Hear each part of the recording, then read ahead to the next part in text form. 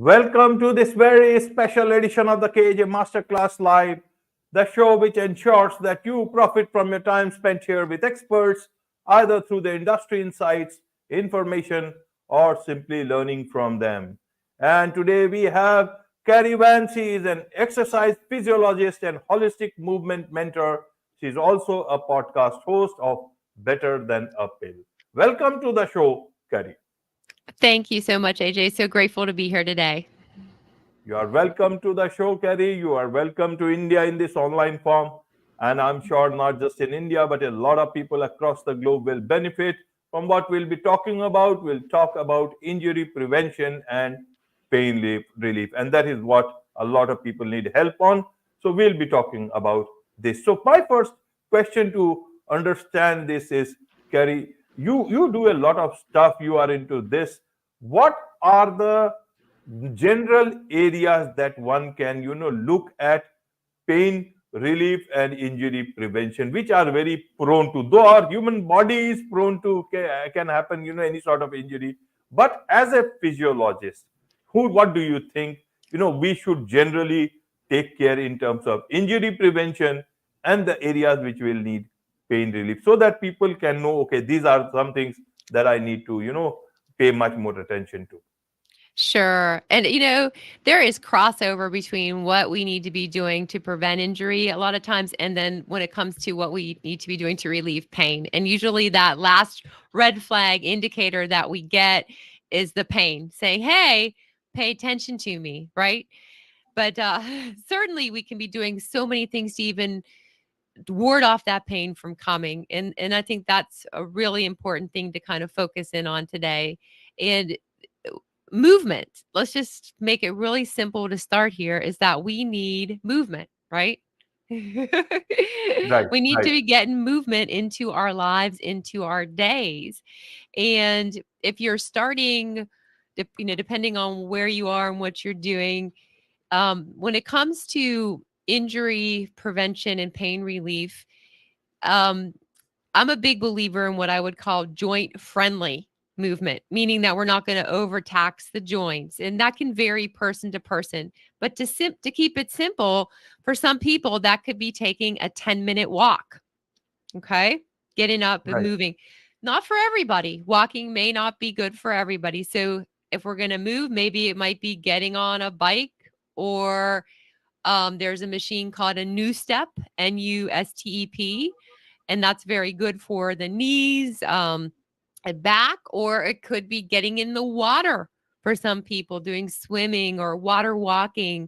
So whatever it is, we do need to get movement into our bodies. And it could even be, one more thing is our activities of daily living. What are we doing throughout our days?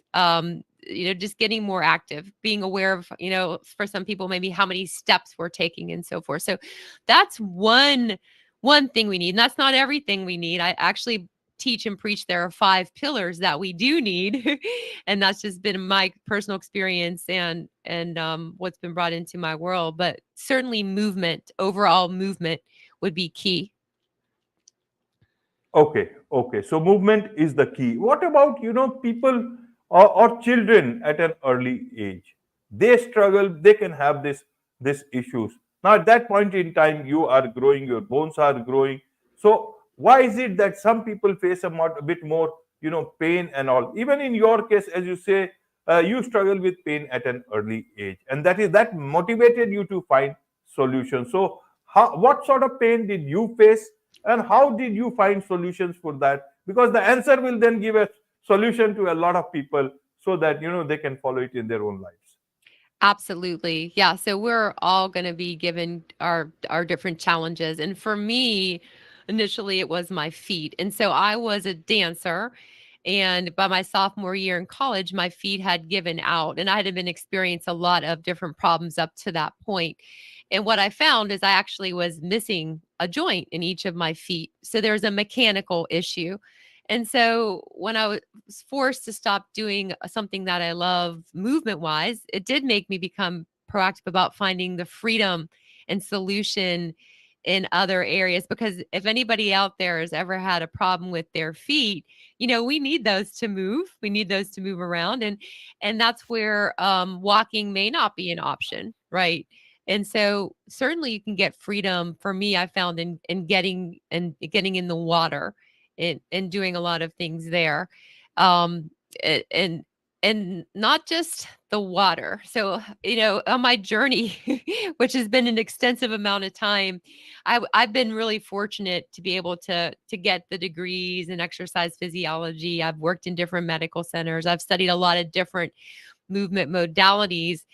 And over time, what I've found is that we really need a combination of several things. One is that I would say stretching. We need to be stretching our bodies. There's a lot we can do in terms of releasing pain and preventing injury when it comes to stretching. And fortunately for me, like if you have an issue with your feet, you can lie on your back, and that's a great place to start. Right. And that's where I start almost everybody I'm working with, in your bed, learning how to stretch, doing things to for our legs, our hips, shoulders, all of those things, and then expanding upon that. And then we need to be keeping our bodies strong. And there are a lot of ways to do that. The way that I personally use is we can do plenty of things in our home. You don't have to be going to a gym to lift heavy weights. You could if you want to, but you don't need to. So I typically use a lot of different types of bands and maybe a few small weights and items, but keeping our bodies strong is so important on many levels, no matter where we are, to ward off injury and prevent pain. So we've got our stretching, we've got our strength, and then we also we can manage our own what I'm going to use a term called fascia. And if anybody out there has ever had a massage or some type of body work, you probably feel good afterwards, because what they're working is the fascia that surrounds the muscles. And there's a lot of things that we can be doing on our own to actually help the fascia, which frees up our movement, is a wonderful aid in pain management and preventing injury as well. So there are tools like small balls and little, props or rollers or things that we can do to help our fascia and all parts of our fascia. And I'm talking even about the feet, right? There are things that I use specifically now over time that I've learned that really work well. But certainly you could start with a tennis ball or a golf ball underneath the foot, right? And just simply working the Okay. fascia, right? Yeah. Right, right, Cari. You talk about, the complete well body method. Help us understand what is that well body method. But before that, you talk about movement, and you also talk about unexercise. So what is this unexercise all about, and what is that movement all about? Help us understand first that, and also then the complete well body method, so that people learn from it. Sure. So, yeah, it's kind of funny. It's like, what? She wants us to exercise and then she's telling us to unexercise? What? So, what I mean by unexercising is that there is value in actually initially when we're learning to understand our bodies and connect to them, which we all want to be able to do. That's going to empower us in slowing down and actually unwinding a lot of the things that you may have learned in terms of exercise to date. And so it can be as simple as basically using our breathing and connecting our mind to our bodies through a series of different types of exercises that are going to enhance or build up our foundation that our body needs to support it. And and it's holistic as well. We're taking into account the whole person. And a lot of times we want to fast forward. We want to not focus on using our breathing, and our breathing can be used in terms of connecting to our body through stretching. That's part of unexercising, or using our breath to connect to muscles that are really inactive, that are really deep, like for example, muscles often of the pelvic floor, or our deepest abdominal muscles that support all of our movement. We need to use our breath to engage in very small, controlled movements. That's what I'm talking about unexercising. So we're going to start building up our base, our foundation first. And even adding in a little bit of fascia release to that because we're connecting and learning. That's kind of what I mean by the unexercising piece, right? That's where we want to start, and then Right. we can go from there. And I will say this, that typically when somebody's building their foundation, it usually takes a solid month at least, right, to do that. Right. Right. Uh, Carrie, in terms of, people have a lot of issues with shoulders, with them, but back pain is a very common problem with a lot of people. Even in office, you have long hours. In whatever you do, back pain can come in, and you can look for the perfect chair, but the perfect chair is always, that search is still on. So people, what can people do, especially people who are, say, above 30 or 40, even at young age, people who have just started their jobs, so they need to work a lot. What can they do to take care of their back? In office, obviously you can't sleep there or lie down on your back. So what is it that you can do at home, and what is it that you can do at office, so that this back is always, with you forever? Right. And so if you're asking for a simple tool that I can share with everybody today that doesn't involve a lot of training or walking through the steps, I would say your posture, how you're sitting is key at your desk. And I like to use different types of support. It could be in the shape of a round ball, could be a roll, but that's key to how our spine is aligning. So um, if you are sitting, you want to support your back. It could be the lower back or upper back. It doesn't matter. But what does good alignment mean? It's really keeping your ears over your shoulders, over your hips. And so if you're sitting there and you're wondering, am I in good alignment? Do a check. Look sideways. Are your ears over your shoulders, over your hips? Because that's going to put your spine in proper alignment. And then find some support. I use, like I said, you can use a ball, small ball, doesn't matter, or get a roll, whatever, to support you behind your chair. So that's one really important tool that you can take away. Now, then we need to be, like I just said, when it comes to building our foundation, we need to be getting the muscles strong that actually support our spine. And that's building our stability. That's what I was referring to, even as part of unexercising and building your foundation. So we need to learn how to use our breath. If you guys just want to take your hands for a second and put it on your lower belly, and if you just were to cough, if you're listening to this, or you laugh, you feel those muscles. Yeah. That's what we need to get active. And I have you do that because exhalation and breathing is involved in that. So we've got to get the muscles strong deep in the pelvic floor. Like I said, the TVA that are going to support our spine. If they're not active, your back is going to take over. So unfortunately, there's no quick fix for that. It does take some time. And we've got to start somewhere and then build from that. Certainly, stretching, freeing up tension on the things that are pulling on your back is going to be helpful. And again, that's very, individualized. It's you getting to know your body and where you're tight and what you need to be freeing up in terms of your hips, your legs, your shoulders, and so forth. And the neck is part of the spine, right? And then you can add in the things like fascia release tools and so forth. But we've got to start there. Not only that, I will say that our spine needs to be getting in movement. I'm a big believer in building that foundation, and then once that foundation's strong, we need to be getting movement, flexion, extension, lateral flexion, rotation, movement into our spine that normally we wouldn't think to be doing. Um, and I teach what's called therapeutic based Pilates because Pilates can be taught in many different ways, and you can still hurt yourself doing Pilates. But in the way that I'm teaching is that we're building up a foundation first, and then we're adding in the movements of the spine, and we're continuing to strengthen the muscles that support our spine. That's really what is going to be key for relieving back pain. Right, right, Kari. In case someone has a, say, pain, then how should they approach it?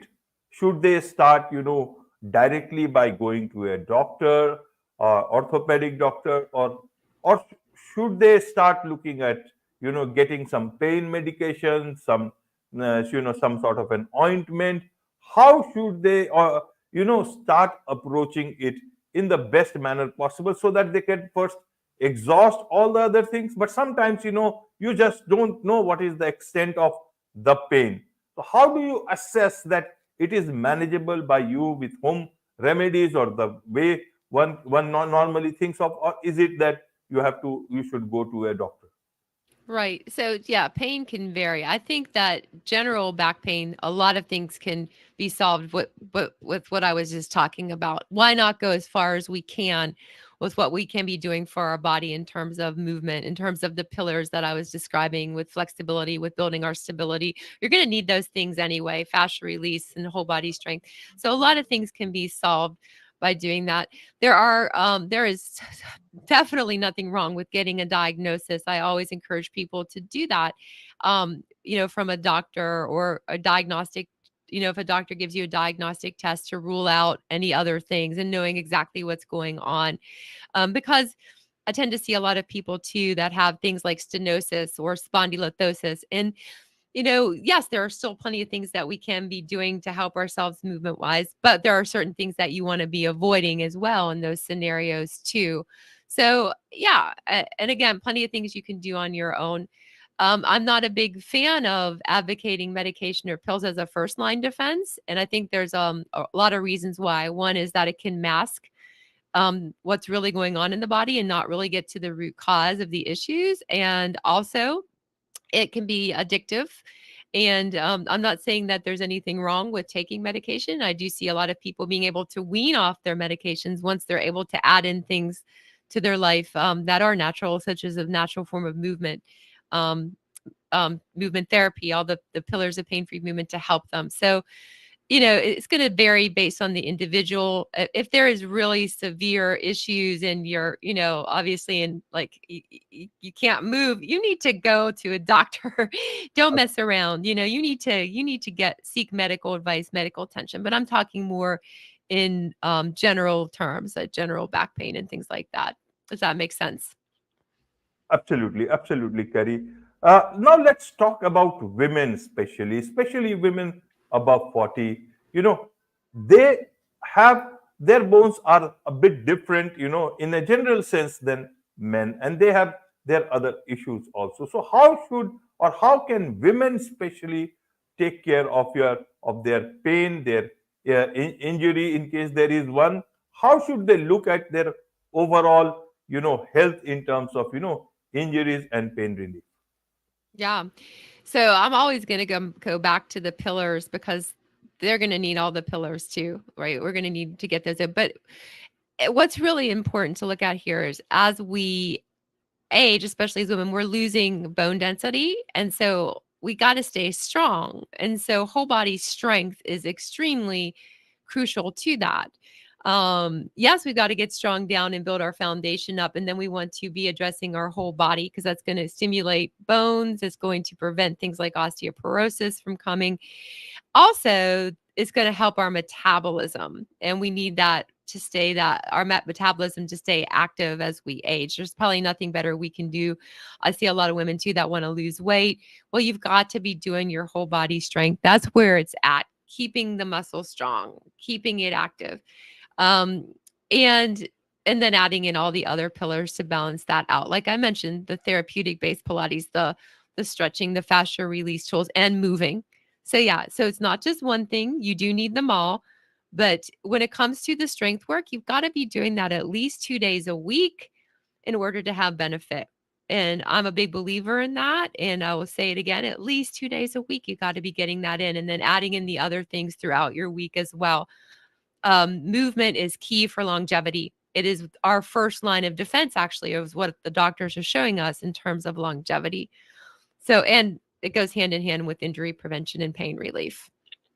Absolutely, absolutely. Now let's look at it this way. What are the things that people should not do so that there is no injury and there is no pain also? It's not that people should not do anything at all, then there'll be no risk of anything. But generally, what are the things that they can avoid that can lead to injury and pain? Oh, it's always learning and listening to your body and not pushing through the pain. So let's start there. let's acknowledge that there is something going on, and then you can seek expert advice and attention from somebody that's actually trained in injury prevention and pain relief in terms of exercise or whatever it is that you need, so that you don't get hurt. And that's why the experts do exist, like myself, right? I didn't come to this overnight, and so yeah, so you've got to listen to your body, stop pushing through the pain, seek expert advice, and don't mess around. It's your body.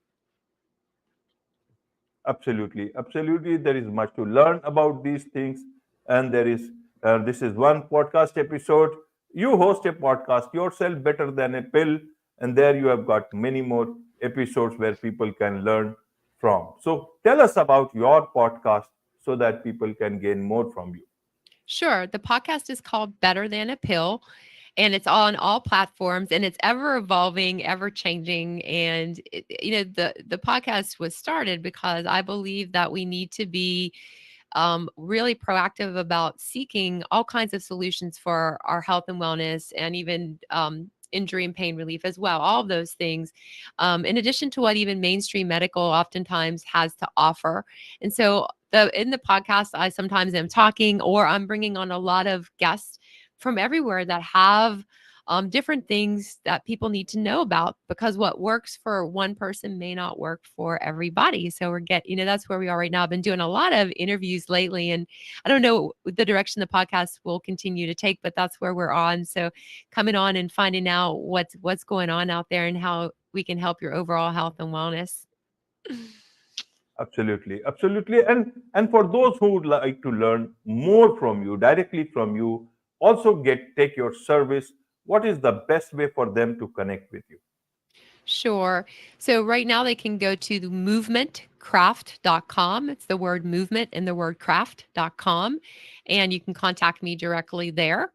And or at Cari at movementcraft.com. You can email me directly. Wonderful. With this, it's a wrap on this very special edition of the KJ Masterclass Live. Thank you so much indeed for joining us.